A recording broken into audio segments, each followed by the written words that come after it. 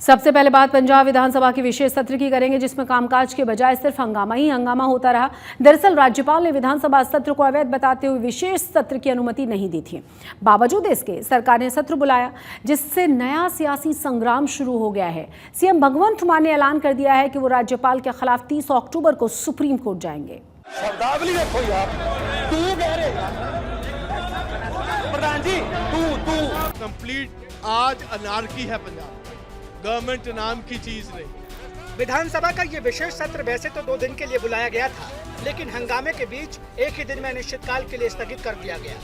वजह यह है कि गवर्नर बनवारी लाल पुरोहित इस सत्र को पहले ही अवैध करार दे चुके हैं। इसके बावजूद सत्र बुलाया गया तो कांग्रेस ने इसे मुद्दा बना लिया, सदन के अंदर और बाहर जमकर हंगामा किया।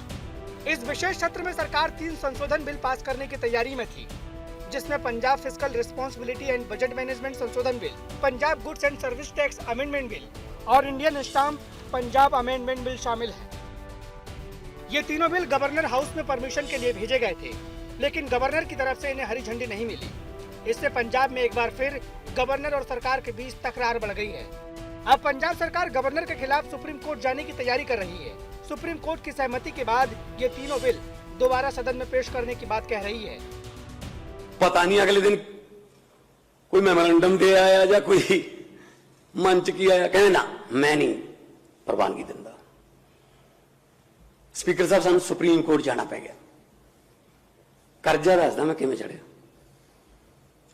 बूंद बूंद नाल ही समुंदर बनता, कहते ना एक एक रुपये नाल ही हुंदा। फिर जे बचावांगे तां भी 1 रुपये नाल ही भर जाना है, जे खर्चांगे तां भी 1 रुपये नाल बहुत कुछ खर्चा जाना।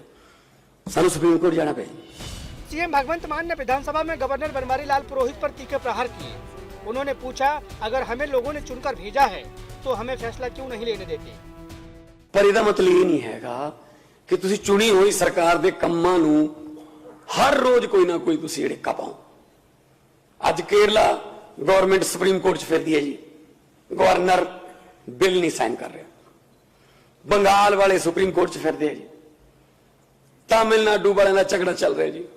मेरे मानयोग MLA साहबान बैठे, 7 स्टेटां तुहाडी सरकारां ने, 4 च कलियां ने, 3 च तुसी भागीदार हो। सारियां स्टेटां दा रौला चल रहा, झगड़ा चल रहा।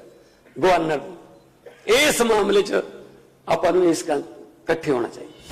इससे पहले इस मुद्दे पर सदन में खूब हंगामा हुआ। नेता विपक्ष प्रताप सिंह बाजवा ने सबसे पहले सत्र की वैधता पर ही सवाल उठाया और गवर्नर के बहाने सरकार को निशाना बनाया। उन्होंने पूछा, जब ये सत्र वैध ही नहीं है तो इसे अटेंड क्यों किया जाए। नहीं, गवर्नर राजरूज को हम सपोर्ट नहीं करते, ना गवर्नर की ऐसी इंटरवेंशन होने देंगे, मगर इनको गवर्नमेंट चलाने का ढंग तो आना चाहिए, कायदे कानून से चलना चाहिए। अगर गवर्नर ने कहा कि नए सिरे से आप इजाजत मांग लो, मैं दे देता हूं, आपके सारे बिल्स को मैं सैंक्शन कर दूंगा, आप पहले सेशन को प्रोरोग करो, सैनिटाइन छोड़ो, तो ये मानने को तैयार नहीं। और आखिर वही बात करने जा रहे हैं, 100 जूता भी खाएंगे, 100 प्याज भी खाएंगे। प्रताप सिंह बाजवा का सवाल का जवाब स्पीकर कुलतार सिंह सधमा ने दिया। उन्होंने कहा कि वो स्पीकर होने के नाते सत्र को वैध करार देते हैं, क्योंकि उनके पास गवर्नर की तरफ से कोई चिट्ठी नहीं पहुंची है। इसके बाद कांग्रेस ने स्पीकर और सरकार दोनों के खिलाफ मोर्चा खोल दिया। सदन में हंगामे के बाद बाहर आकर धरना प्रदर्शन शुरू कर दिया और जमकर नारेबाजी की। स्पीकर ने जिस सेशन को लीगल बताया, सीएम ने खुद तस्लीम कर लिया इलीगल।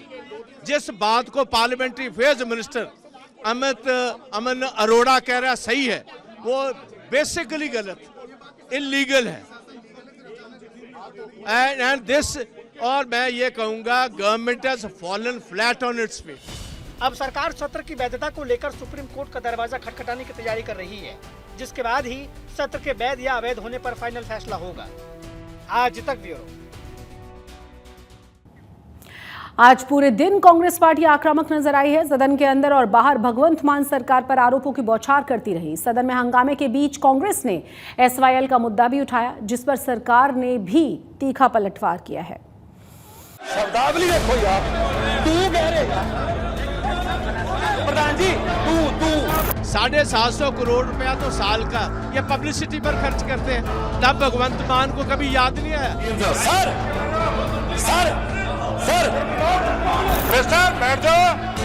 पंजाब नूं पता कि पंजाब के अंदर ਕਾਂਗਰਸ ਪਾਰਟੀ ਨੇ ਲੋਕਾਂ ਦਾ ਕਾਣ ਕੀਤਾ, ਪੰਜਾਬ ਨੂੰ ਬਰਬਾਦ ਕੀਤਾ ਤੁਸੀਂ ਲੋਕਾਂ ਨੇ। बैठ जाओ, मैं सारा कुछ दसूंगा। ਜਿਹੜੀਆਂ ਤੁਸੀਂ ਆਪਣਾ ਮਾੜੀ ਮੁੱਖ ਕੀ ਐਡਰੈਸ ਕਰੋ। स्पीकर ने जिस सेशन को लीगल बताया, सीएम ने खुद तस्लीम कर लिया इलीगल। आज पूरा दिन सदन में इसी तरह हंगामा होता रहा। नेता एक दूसरे पर हमले करते रहे। जैसे ही सीएम भगवंत मान ने सदन में बोलना शुरू किया, माहौल और गर्मा गया। खूब हल्ला हुआ, शोर शराबा हुआ, यहाँ तक कि माननीय सदन में भाषा की मर्यादा तक हो गई। बैठो बाजवा जी, बैठो ਤੁਸੀਂ। आप एक तरीके आओगे, सुन लिए एक तरीके आओगे सीएम साहब आ जाओ। हाँ जी, बड़ी बढ़िया गल। चेयर नो एड्रेस ਕੀਤਾ ਜਾਵੇ। What you mean by to? Chair नो एड्रेस ਕੀਤਾ ਜਾਵੇ ਜੀ। शब्दावली देखो यार, तू कह रहे यार प्रधान जी, तू गल कर। इसके बाद सीएम भगवंत मान भी भड़क गए। सदन का माहौल इस कदर खराब हुआ कि विधानसभा से चल रहे लाइव प्रसारण को भी बंद करना पड़ा। प्रताप सिंह बाजवा ने सदन में एसवाईएल को लेकर आम आदमी पार्टी को घेरा। उन्होंने आपके राज्यसभा सांसद संदीप पाठक के बयान को मुद्दा बनाया और पंजाब सरकार पर आरोपों की बौछार कर दी। सबसे बड़ी बात, स्पीकर ने जिस सेशन को लीगल बताया, सीएम ने खुद तस्लीम कर लिया इलीगल। जिस बात को पार्लियामेंट्री अफेयर्स मिनिस्टर अमन अरोड़ा कह रहा सही है, वो बेसिकली गलत, इलीगल है। एंड दिस, और मैं ये कहूंगा, government has fallen flat on its face. ਬੜਾ ਬਾਜਵਾ ਸਾਹਿਬ ਸਪਸ਼ਟ ਆ, ਤੁਸੀਂ ਮੰਗਿਆ। एसवाईएल के मुद्दे पर मंत्री हरपाल चीमा ने कांग्रेस पर जोरदार पलटवार किया। उन्होंने बोलना शुरू किया तो बात कैप्टन अमरिंदर सिंह से होते हुए इंदिरा गांधी और सिखों के कत्लेआम तक पहुंच गई। चीमा ने कांग्रेस पर ही पंजाब का पानी बेचने का आरोप लगा दिया। सदन में शोर शराबा होता रहा और हरपाल चीमा बोलते रहे। इस दौरान चीमा और विपक्षी दलों के नेताओं में तीखी बहस हुई। ਕੀ ਤੁਸੀਂ ਐਸਵਾਈਐਲ ਤੇ ਬਹਿਸ ਨਹੀਂ ਕਰਨਾ ਚਾਹੁੰਦੇ? ਚੇयर नो एड्रेस ਕੀਤਾ ਜਾਵੇ। ਕਿਉਂ ਤੁਸੀਂ ਬਹਿਸ ਤਾਂ ਨਹੀਂ ਕਰਨਾ ਚਾਹੁੰਦੇ ਕਿਉਂਕਿ ਤੁਹਾਡੀ ਸਾਬਕਾ ਪ੍ਰਧਾਨ ਮੰਤਰੀ ਇੰਦਰਾ ਗਾਂਧੀ ਦੇ ਸਮੇਂ ਐਸਵਾਈਐਲ ਨਿਕਲੀ ਆ। ਮਿਸਟਰ ਬਾਜਵਾ ਜਦੋਂ ਹੋਂਦ ਵਿੱਚ ਆਈ ਆ, ਉਸ ਸਮੇਂ ਕਾਂਗਰਸ ਪਾਰਟੀ ਦਾ ਰਾਜ ਸੀਗਾ। ਉਸ ਸਮੇਂ ਤੁਹਾਡੇ ਸਾਬਕਾ ਮੁੱਖ ਮੰਤਰੀ ਕੈਪਟਨ ਅਮਰਿੰਦਰ ਸਿੰਘ ਨੇ ਚਾਂਦੀ ਦਾ ਟੱਕ ਲਾ ਕੇ ਉਹਦਾ ਉਦਘਾਟਨ ਕੀਤਾ ਸੀਗਾ। ਤੁਸੀਂ ਕੀ ਬੋਲੋਗੇ?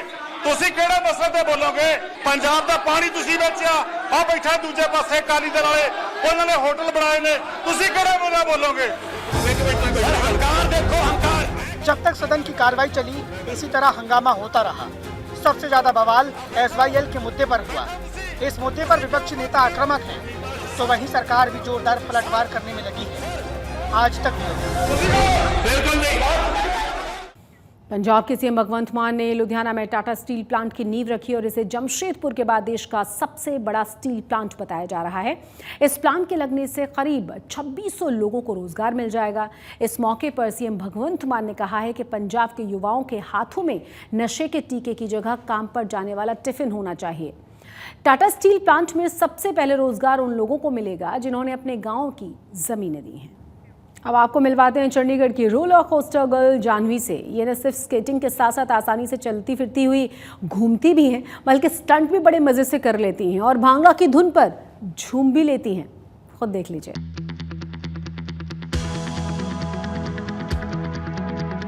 म्यूजिक पर पाँव को थिरकते आपने देखा होगा, पर शायद ये न देखा हो स्केट पर ऐसी मस्ती, ऐसा अंदाज कि मानो पाँव पहियों पर नहीं, जमीन पर टिके। आसान नहीं है, लेकिन 15 साल की जानवी जिस तरह से इसे निभाती हैं, देखकर शायद आपको भी ये भ्रम हो कि आप भी इसे इतनी ही आसानी से कर सकते हैं।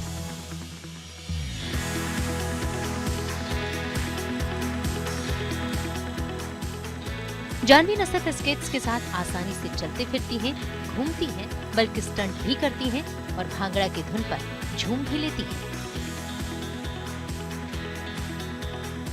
डांस का शुरू से काफ़ी शौक था और उसी डांस का शौक होने के कारण भंगड़ा हमारा कल्चर आन बान शान, तो मैंने सोचा क्यों ना उन दोनों को मर्ज किया जाए। एंड उसी को करते करते मेरे एक सर भी थे सुमित सर, तो उन्होंने काफ़ी हेल्प करी। वो पंजाबी इंडस्ट्री में काफ़ी बड़े कोरियोग्राफर हैं, तो उन्होंने जैसे छोटी छोटी मूव्स होती है भंगड़े की, कहीं गलत कर दी, कहीं कुछ हो गया, तो वो समझाते थे कि कैसे लाना है। And being bhangra on stage, bhangra stage में करना इज थोड़ा टफ, तो वो हमें एक स्ट्रगल करना पड़ा, पर मैं कहूँगी इसी से हमारी ये मुश्किल जर्नी शुरू हुई है।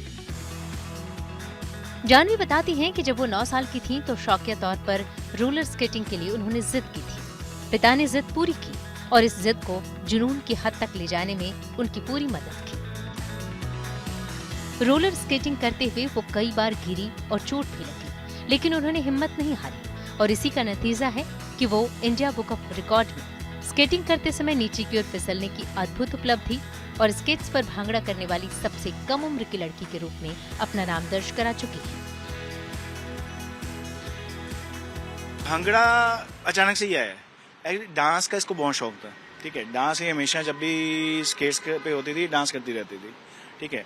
भंगड़ा भी करती रहती थी, तो ऐसे इसके वीडियोस वगैरह डाले हमने भंगड़ा ऑन स्केट्स के, ठीक है।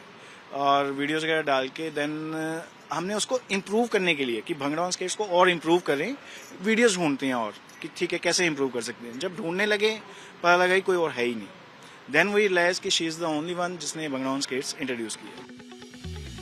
रोलर स्केटिंग में माहिर जानवी कई राज्य और राष्ट्रीय पुरस्कारों से सम्मानित हो चुकी हैं। रोलर फ्री स्टाइल में उन्होंने पहली ही कोशिश में राष्ट्रीय स्वर्ण पदक जीता और 2 बार चैंपियन रही। फ्री स्टाइल स्लैम में राष्ट्रीय स्तर पर 2 कांस्य और 1 रजत पदक जीत चुकी हैं। जानवी चाहती हैं कि वो रोलर स्केटिंग में देश का नाम और ऊंचा करें और Guinness book of world record में भी अपना नाम दर्ज करवाएं। ललित शर्मा, चंडीगढ़। जालसाज ठगी के नए नए तरीके ईजाद कर रहे हैं। क्रिप्टो करेंसी के नाम पर लंबे समय से आम लोगों को ठगा जा रहा है, लेकिन अब फर्जी क्रिप्टो करेंसी के झांसे में आकर पुलिस वाले भी ठगी का शिकार हो गए हैं, वो भी 1-2 नहीं बल्कि 1000 से भी ज्यादा।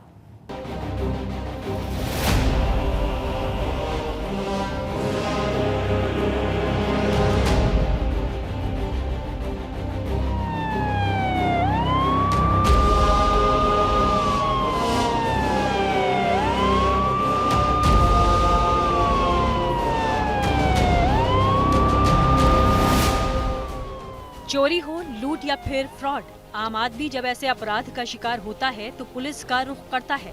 शिकायत दर्ज होती है, जांच होती है, सजा होती है, लेकिन अगर पुलिस वाले ही ठगी के शिकार हो जाएं तो फ्रॉड करने वालों पर लगाम लगाने की जिम्मेदारी पुलिस की है। लेकिन हिमाचल प्रदेश में नकली क्रिप्टो करेंसी के फरेब में पुलिस वालों को ही करोड़ों रुपए का चूना लग गया, और वो भी 1 या 2 नहीं बल्कि 1000 से ज्यादा पुलिस वालों के साथ धोखाधड़ी हुई। ऐसे फर्जीवाड़े में आपकी मेहनत की कमाई हवा न हो जाए, इसलिए जरूरी है कि सावधानी वाला हॉर्न बजाया जाए। सबसे पहले आपको बताते हैं कि हिमाचल प्रदेश में इस फर्जीवाड़े को अंजाम कैसे दिया गया। हिमाचल पुलिस के मुताबिक निवेशकों को लुभाने के लिए घोटालेबाजों ने 2 नकली क्रिप्टो करेंसी लॉन्च की। एक थी कोर्बियो कॉइन या KRO और दूसरी DGT कॉइन। ठगों ने निवेशकों को कम समय में उच्च रिटर्न का वादा कर फंसाया। उन्होंने निवेशकों का एक नेटवर्क भी बनाया जो अपने अपने लेवल पर निवेशकों की श्रृंखला बढ़ाते गए। जल्दी अच्छा रिटर्न पाने के चक्कर में शिक्षक और अन्य दूसरे लोग भी इस योजना में शामिल हुए। पुलिस के मुताबिक जालसाजों ने 1 लाख से ज्यादा लोगों को अपने झांसे में लिया। यहाँ तक कि योजना में मंडी जिले के 1000 से ज्यादा पुलिस वाले भी शामिल हो गए। रिपोर्ट की माने तो कुछ पुलिस वालों को फायदा भी हुआ और वो नौकरी छोड़कर फरेब वाली इस योजना के प्रमोटर बन गए, लेकिन ज्यादातर पुलिस वालों को करोड़ों रुपए का चूना लगा। जांच में सामने आया है कि इसमें ज्यादातर जिन लोगों के साथ धोखाधड़ी की गई है वो हिमाचल प्रदेश पुलिस के कर्मचारी है। उसके अलावा बाकी चाहे शिक्षक गण हो या फिर दूसरे सरकारी कर्मचारी है वो इस फ्रॉड के जालसाज में फंसे हुए हैं। उसके साथ साथ जो जांच में ये भी सामने आया है कि बहुत से पुलिस कर्मचारियों ने इसमें अपना पूरा पैसा लगा दिया और उसके बाद VRS तक अप्लाई कर दी। नकली क्रिप्टो करेंसी के इस फर्जीवाड़े में ठगों ने बड़े ही शातिराना तरीके से लोगों को फंसा दिया। पुलिस के मुताबिक इस पूरे मामले की शुरुआत 2018 में हुई। हिमाचल के मंडी, हमीरपुर और कांगड़ा इलाके में ठगों ने लोगों को टारगेट किया। जो योजना में शामिल हुए, उन्होंने पैसे की लालच में दूसरे लोगों को जोड़ा और अच्छे रिटर्न्स का भरोसा देकर 3-4 तरह की नकली क्रिप्टो करेंसी में निवेश करवाया गया। क्रिप्टो करेंसी को लिस्टेड दिखाने के लिए नकली वेबसाइट्स बनाई गईं। क्रिप्टो की कीमतों में हेरफेर कर आरोपी निवेशकों से पैसा निकालते रहे। इसके बाद उन्होंने डिजिटी कॉइन नाम से एक नई क्रिप्टो करेंसी लॉन्च की। जब बड़ी तादाद में लोगों ने इसे ऊंची कीमत पर खरीदा तो जानबूझकर इसकी कीमत कम कर दी गई और इस तरह निवेश करने वालों को करोड़ों का नुकसान हुआ। मैंने क्रिप्टो करेंसी में पैसा लगाया है 38,000। कोई बंदा आया था गांव का ही, उसने बोला पे पैसा क्रिप्टो करेंसी में लगाओ, आपका डबल हो जाएगा। आज तक कोई पैसे नहीं मिले। आज और कल करते जा रहे हैं, पैसे नहीं मिल रहे हैं। पर चलो, जो भी लोगों ने पैसा लगाया वो लोगों को मिलना चाहिए और जो भी इसमें ये कर रहे हैं उनको कड़ी से कड़ी सजा मिलनी चाहिए। हमारा भी कुछ अमाउंट है जो ट्रैप हुआ है, तो मैं सरकार से गुजारिश करती हूँ कि सभी लोगों का जो है कम से कम जो प्रिंसिपल अमाउंट लगाया है वो वापस मिल जाए। मेरा भी लैक्स में समझ लो कुछ है, 3-4 लाख रुपया फंसा हुआ। हैरत की बात है कि इस फर्जीवाड़े का अंदाजा 5 सालों तक किसी को हुआ ही नहीं। क्रिप्टो करेंसी का कंट्रोल किसी संस्था से नहीं होता, लेकिन लोग सिर्फ भरोसे पर अपनी मेहनत की कमाई लुटाते चले गए। पर जब खुलासा हुआ तो पुलिस विभाग में मानो हड़कंप मच गया। जांच के लिए तुरंत SIT गठित की गई। अभी तक 2 लोग इसमें अरेस्ट हुए थे, जो कि पहले पुलिस रिमांड में थे और उसके बाद अभी जुडिशियल कस्टडी में हैं। जिन्होंने पैसे कमाए उन्होंने अपने कुछ एसेट्स बनाए हैं उसके। तो हमारा इन्वेस्टिगेशन में ये होगा कि उन एसेट्स को हम सामने लाएं। अगर वो कैश भी है तो उस एसेट का भी ट्रेस करें। तो वो उस एसेट को आइडेंटिफाई करना है हमको और उसको सीज फ्रीज करना है और उसका बाद में अटैचमेंट होके उसके बाद में फिर उसको डिस्पोज ऑफ किया जा सकता है और उससे डिपॉजिट का पैसा रिकवर भी हो सकता है।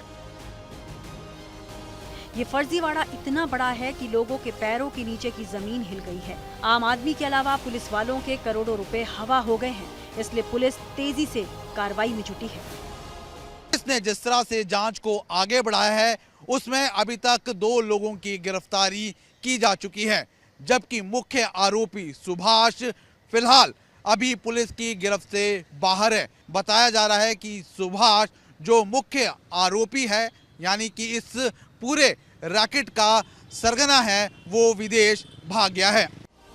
इस मामले में पुलिस ने 2 आरोपियों को गिरफ्तार किया है। कुछ लोगों से पूछताछ जारी है। हालांकि मुख्य आरोपी सुभाष दुबई में बताया जा रहा है, जिसे वापस लाने के लिए पुलिस कदम भी उठा रही है। लेकिन अहम बात यह है कि इस फर्जीवाड़े को देखने के बाद आप सतर्क हो जाएं। अगर कोई निवेश कराकर भारी रिटर्न्स का भरोसा देता है तो सावधान हो जाइए और दूसरों के लिए सावधानी वाला हॉर्न बजाइए।